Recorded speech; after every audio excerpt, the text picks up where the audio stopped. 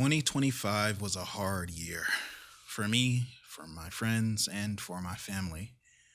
I was laid off from both of my jobs. I lost my apartment and had to move in with some friends, and a lot of the plans I made for myself quietly collapsed into a long stretch of not really wanting to exist inside my own life anymore. During the winter storm that recently hit the US, on a cold late night, I found myself scrolling through the hundreds of games in my Steam library, thinking maybe now was finally the time to play the one game I've been putting off and finish the one video I've been sitting on for 6 months. But when I'm in a place like that, I don't actually reach for something new. I tend to reach for something familiar. I asked myself, why not just play something I already know I like? Something dense enough to pull me out of my head, but light enough mechanically that I could let the game carry me from point A to point B. I've played Disco Elysium twice before, and in my memory it was a game about redemption, about fixing a broken version of yourself. But playing it again during a time where I'd honestly rather be asleep than awake made something very clear to me. Disco Elysium isn't really a game about getting better. And the more I played, the more I realized it wasn't teaching me how to fix myself. It was teaching me how to move while I was still broken. Oh yes, this is real darkness. It's not death or war or child molestation. Real darkness has love for a face. The first death is in the heart, Harry.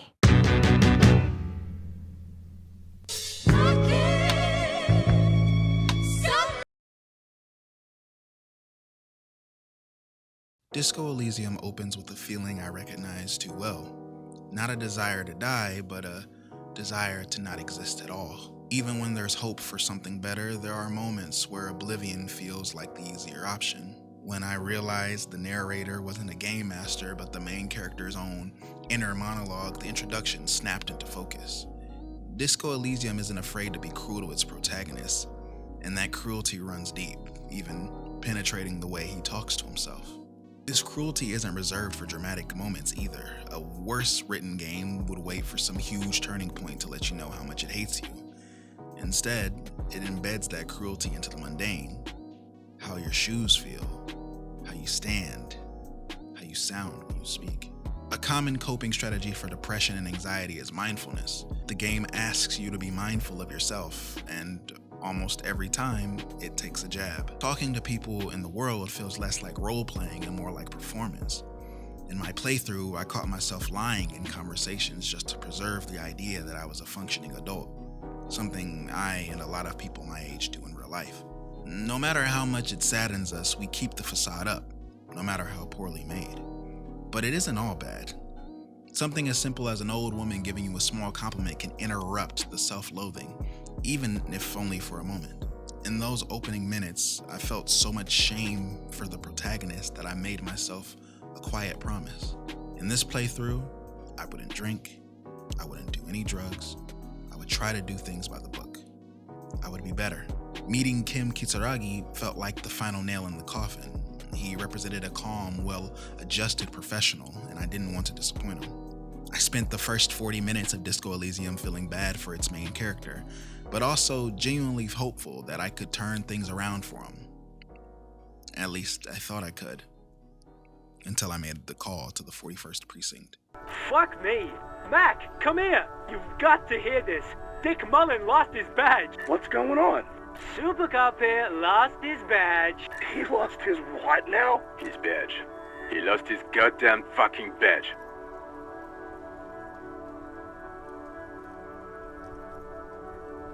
Ten-9, come again. I didn't get that. Over. New heights even for Captain Sober. Ask him. Ask him if he's lost his gun too. Sergeant Orson wants to know if you lost your gun too. Over. Check your pockets. Check your... Holy fuck. You don't know where it is, do you? Okay, it's gone. Your gun is most definitely gone. Don't sweat it, Bratan! You don't need a gun to have fun! We can still have fun! It's not all over! Being made fun of is never fun, but being made fun of by the precinct was outright infuriating.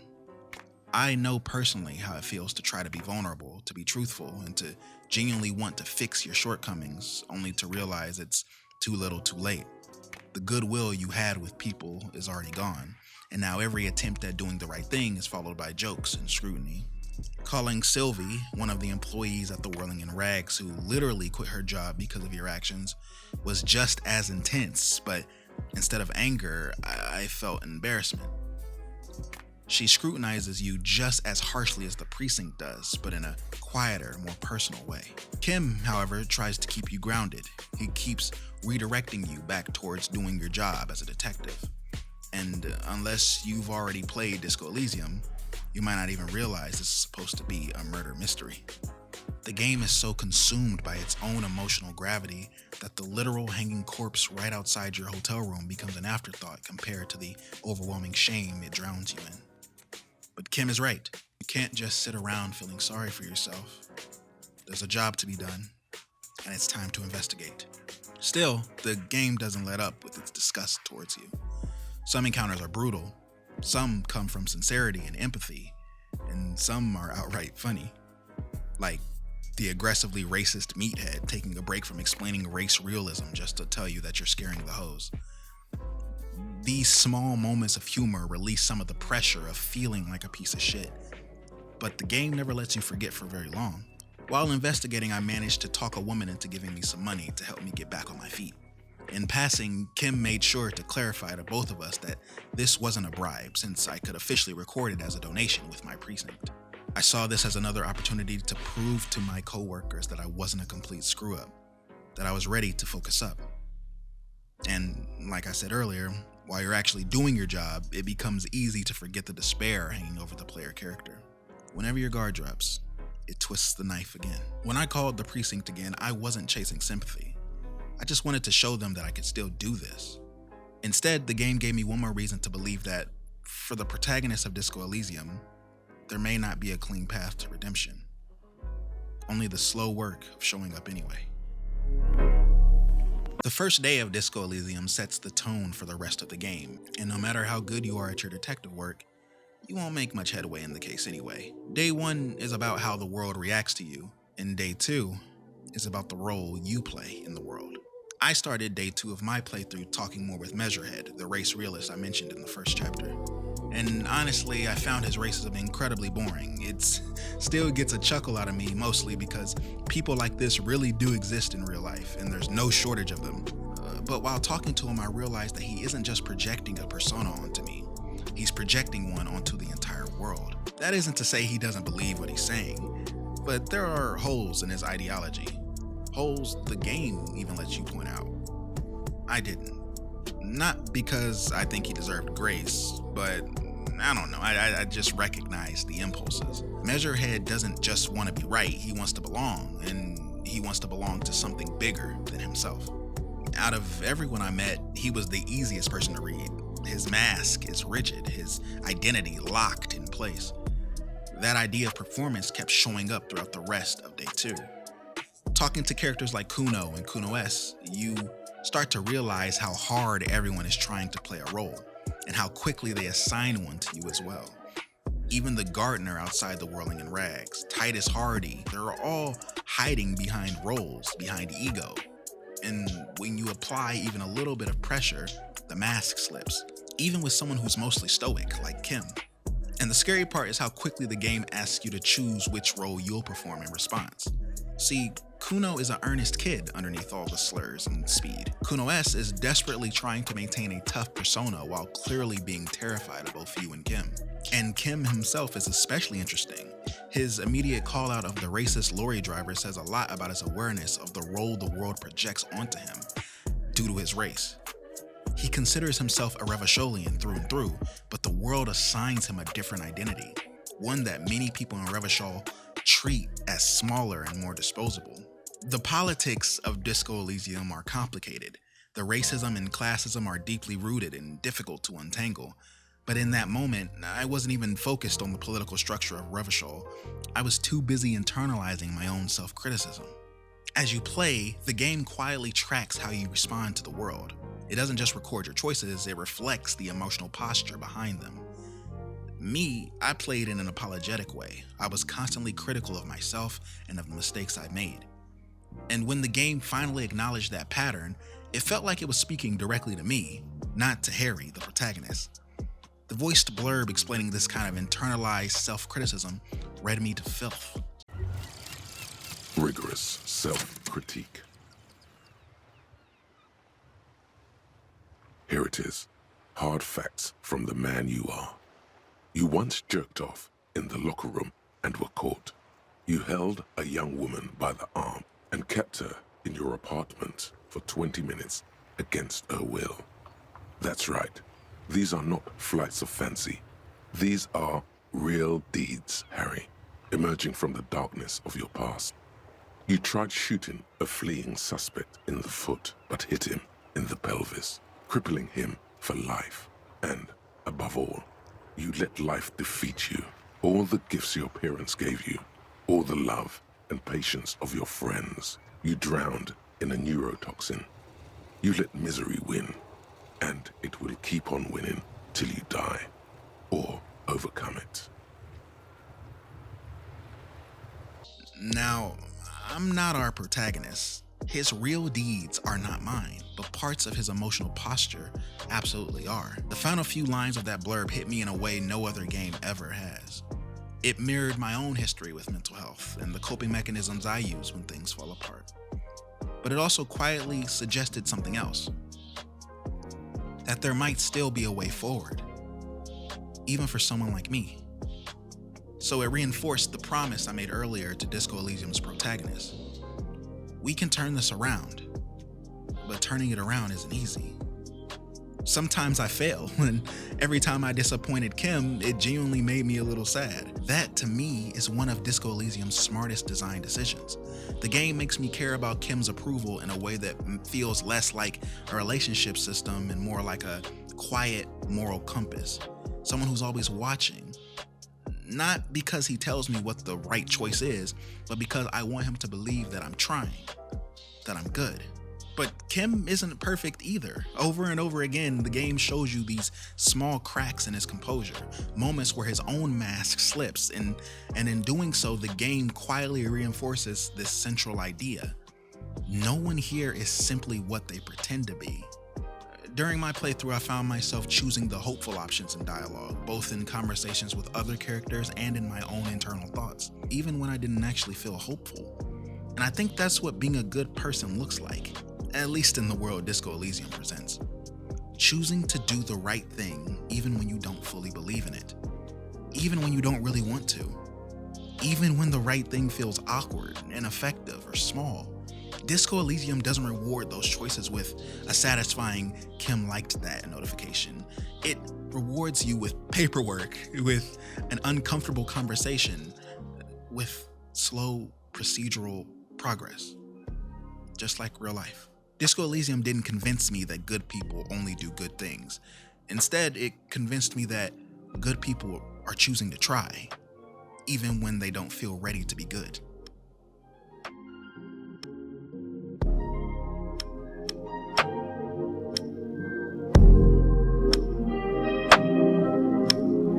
Day 3 gave me one of my favorite lines in the game.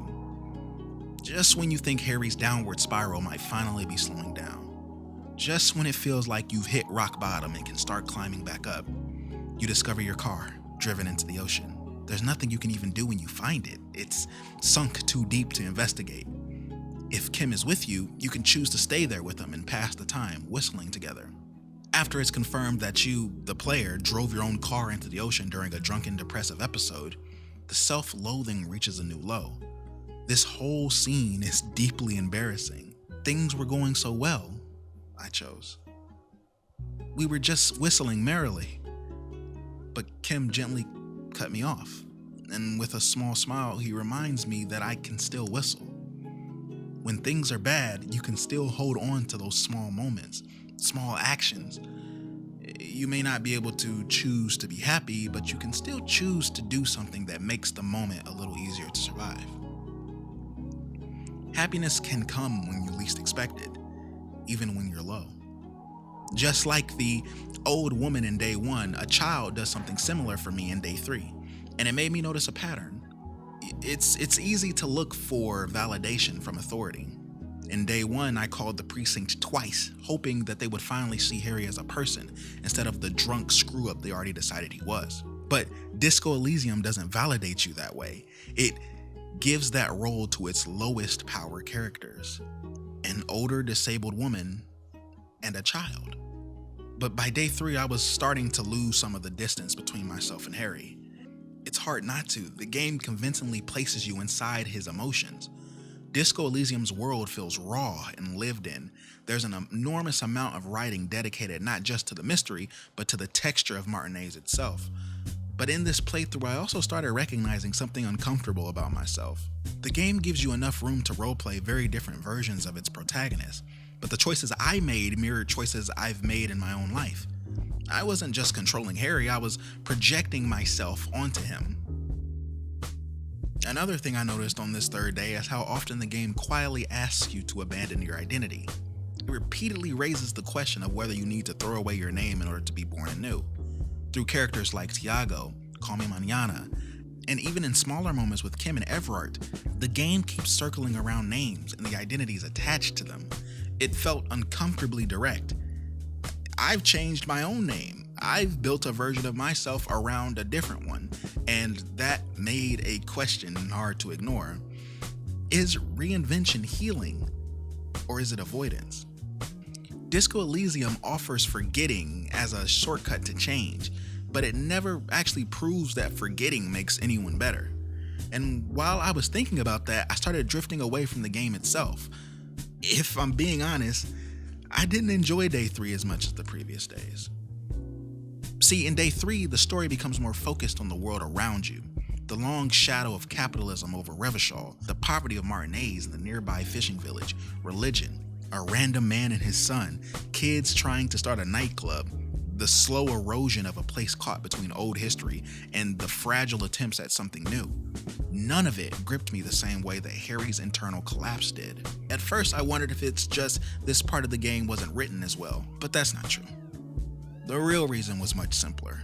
There wasn't much room left to sit inside Harry's self-pity. Disco Elysium makes personal suffering feel narratively rewarding, but then it quietly shifts the focus from what was happening to me, the player, to what was happening to the world around me. And in doing that, it showed me something about myself. I am much more practiced at sitting inside personal despair than systemic despair. It is far easier for me to emotionally engage with individual suffering than with generational trauma.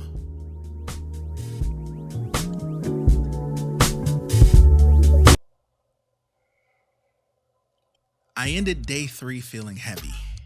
The themes weighed on me, and real life added even more weight to the pile. There was a small gap between my playthrough of day 3 and the rest of the game, and before continuing, I made note of where my mental health actually was. With a game like this, I couldn't help but wonder how much that would shape the choices I made. On day 4, I had to save Scum a check. Normally, I wouldn't mind, but one criticism I have of this genre is committing to long quest lines only to be blocked by a single failed check at the very end.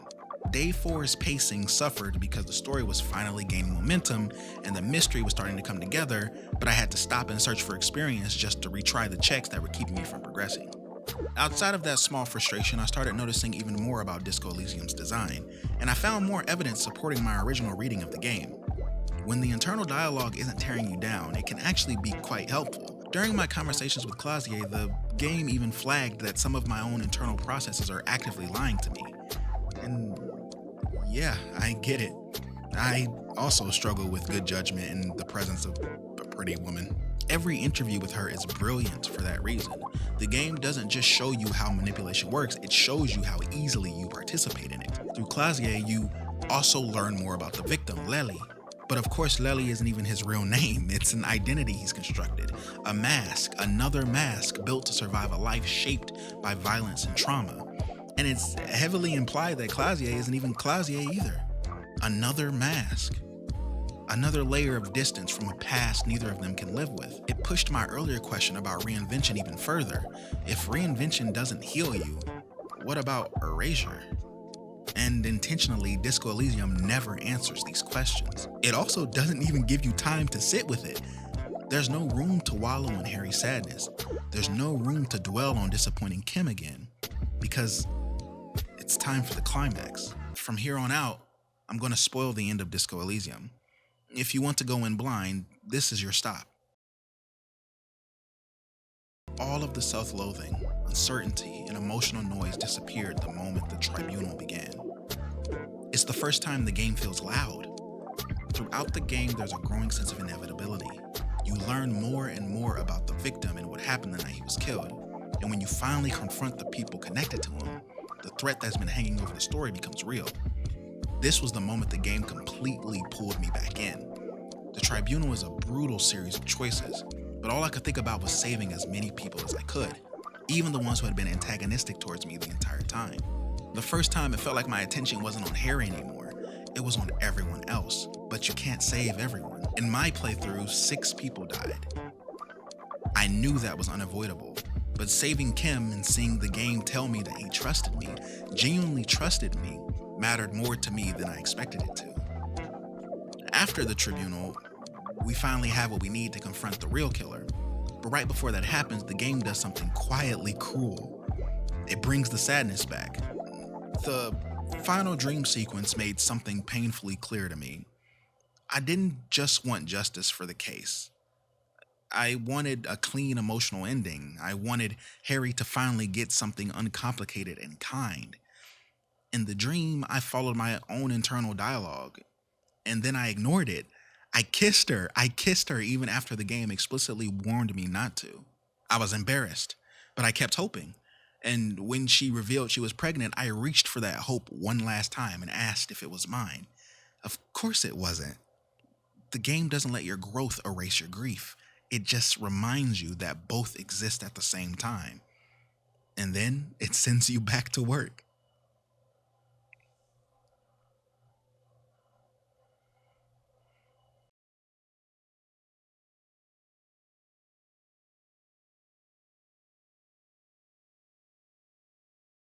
The final conversation with the man who killed Lely is one of the bleakest moments in the game. He killed him, and he tells himself it was because of a woman. But the act sits on top of something much deeper. It sits on top of a life shaped by resentment, propaganda, ideology, by a world that slowly taught him who to blame and what to hate. Disco Elysium doesn't frame this as abstract political problem. It frames ideology as something that erodes people, something that hollows them out. It doesn't even matter what belief system someone clings to. Without grounding, without guardrails, ideology becomes a substitute for meaning, and what's left behind tends to be bitterness. Throughout the story, Disco Elysium flirts with politics, conspiracy, and the paranormal, but it usually keeps its message grounded. Until the very end.